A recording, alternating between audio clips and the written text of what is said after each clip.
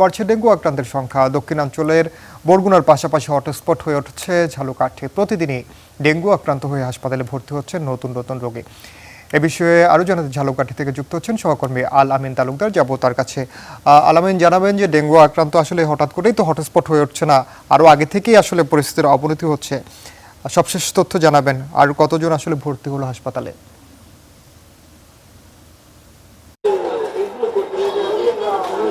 ধন্যবাদ ইনান। আমি একটু পরিসংখ্যান দিয়ে যদি বলি, ডেঙ্গু পরিস্থিতি আসলে দিন দিন ভয়াবহ রূপ নিচ্ছে। গত জানুয়ারি থেকে এখন পর্যন্ত স্বাস্থ্য বিভাগের যে পরিসংখ্যান সে অনুযায়ী 1347 জন লোক বিভিন্ন হাসপাতালে ভর্তি হয়েছেন।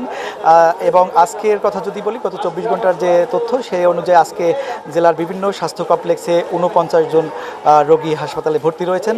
তবে আমি এখন যেখানে রয়েছি এটি ঝালকাঠি সদর হাসপাতাল। এই হাসপাতালে 30 জন এবং রাজাপুর উপজেলায় 13 জন, নলছিটি উপজেলায় 3 এবং কাঠালী উপজেলা স্বাস্থ্য কমপ্লেক্সে 3 জন।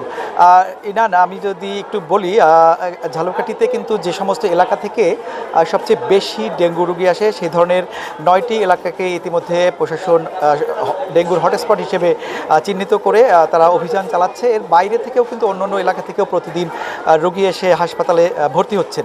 আরেকটি তথ্য, আমি স্বাস্থ্য বিভাগের সাথে কথা বলেছি এবং বিভিন্ন এলাকায় কথা বলেছি, এই যে ভর্তি রোগী, এই রোগীর বাইরেও কিন্তু অসংখ্য রোগী হাসপাতালের আউটডোর থেকে চিকিৎসকের ব্যবস্থাপত্র নিয়ে এবং বেসরকারি যে ক্লিনিক আছে সেখানে যে প্যাথোলজি আছে এই প্যাথোলজি থেকে পরীক্ষা করিয়ে এই পরীক্ষার মাধ্যমে ডেঙ্গু যাদের শনাক্ত হয় এই ধরনের অনেক অসংখ্য রোগী কিন্তু বাসা বাড়িতে বসেও চিকিৎসা নিচ্ছেন।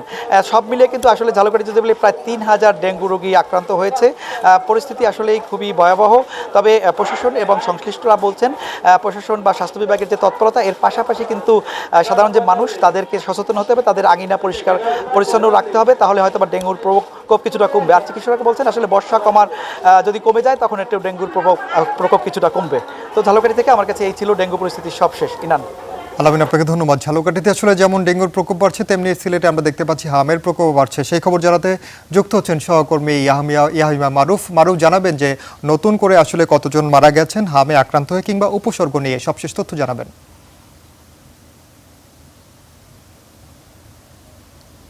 ইনান, সিলেটে আসলে এই আপনি যেমনটি বলছিলেন যে হামের উপসর্গ নিয়ে আক্রান্ত রোগীদের সংখ্যা দিন দিন বেড়েই চলছে। এর পাশাপাশি কিন্তু মৃত্যুর মিছিলও চলেই যাচ্ছে। মানে গত কয়েকদিনে একদিনও মৃত্যু নেই এরকম নেই, 1-2 জন করে প্রতিদিনই হামে আক্রান্ত হয়ে যেসব রোগীরা হাসপাতালে ভর্তি হচ্ছেন তাদের মধ্যে কেউ না কেউ মারা যাচ্ছেন।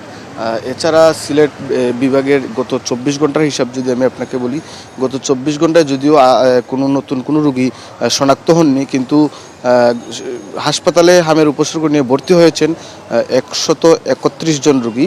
তার মধ্যে এই শহীদ শামসুদ্দিন হাসপাতালে 54 জন এবং উসমানিয়া মেডিকেল কলেজ হাসপাতালে 46 জন রোগী ভর্তি হয়েছেন এবং বেসরকারি বিভিন্ন হাসপাতালে বাকি রোগীরা রয়েছেন। এছাড়া বর্তমানে হাসপাতালে সিলেট বিভাগের সব হাসপাতালগুলো মিলিয়ে উপজেলা স্বাস্থ্য কমপ্লেক্স, জেলা হাসপাতাল এবং সিলেট শহরের বিভিন্ন বেসরকারি হাসপাতাল মিলিয়ে 347 জন রোগী ভর্তি রয়েছেন। তার মধ্যে 150 রোগী শহীদ শামসুদ্দিন হাসপাতালে এবং 101 জন রোগী Sylhet MAG Osmania medical college হাসপাতালে রয়েছেন। এবং যদি আপনাকে জেলাভিত্তিক বলি, এখনও পর্যন্ত সবচেয়ে মৃত্যুর সংখ্যা হচ্ছে সুনামগঞ্জ 54 জন, তারপরই সিলেটের অবস্থান 50 জন এবং হবিগঞ্জে 14 এবং মৌলভীবাজারে 12 জন। এছাড়া আমরা কিন্তু স্বাস্থ্য অধিদপ্তরের এবং স্বাস্থ্য সংশ্লিষ্ট এবং যারা রয়েছেন তাদের সঙ্গে প্রতিনিয়তই কথা বলছেন। তারাও আসলে মানে কেন সিলেটে এই হামের প্রকোপটা বেড়েই চলতেছে সেই কারণটা তারাও এখনও আসলে শনাক্ত করতে পারেননি। তারা বলছেন যে আমরা নিয়ম অনুযায়ী টিকা প্রদান করেছি এবং রোগীদের সঠিকভাবে চিকিৎসাও দেওয়া হচ্ছে, তারপরও এই মহামারীটি কেন নিয়ন্ত্রণে আসছে না সেই বিষয়টি নিয়ে আসলে তারাও সন্দিহান। শুধু যে শিশুরা আক্রান্ত। মারুফ, আপনাকে অসংখ্য ধন্যবাদ।